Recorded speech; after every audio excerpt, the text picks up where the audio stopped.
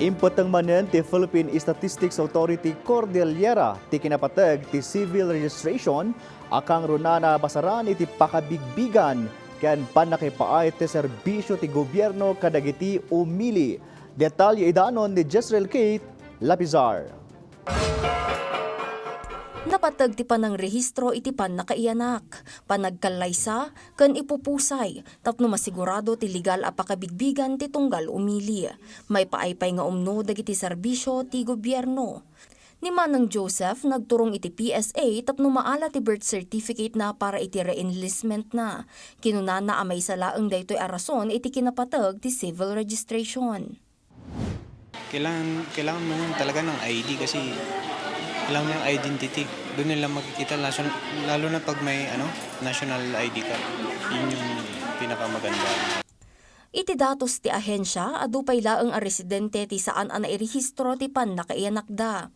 May sa arason ti kinakurang ti impormasyon dagiti naganak para iti registration, a naawagan iti attendant at birth. Mabalbalakadan dagiti naganak at dagos nga irehistro dati nakaiyanak dagiti ubing da tapno malapdan ti late registration.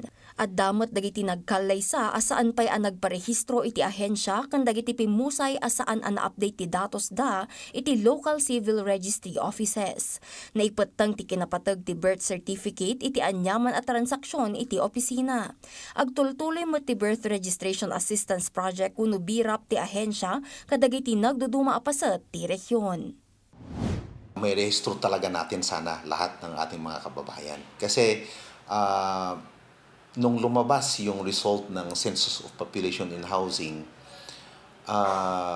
meron tayong nakikitang target na around 2 million Filipinos na kailangan nating irehistro.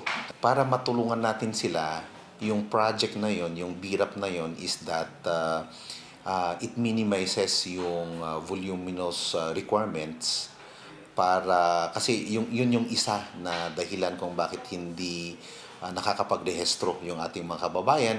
Agtultuloy mo't dagiti patungpal ti ahensyang information campaign kan nakikaykaysa kadagiti local government unit iti rehiyon tapno mapalawa pa iti nakaamuti publiko iti kinapatag ti civil registration.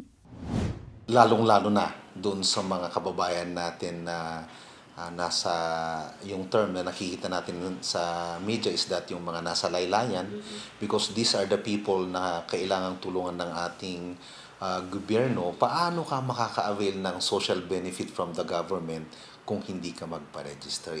Jezreel Kate Lapizar para iti Pambansang TV, iti Baro, Pilipinas.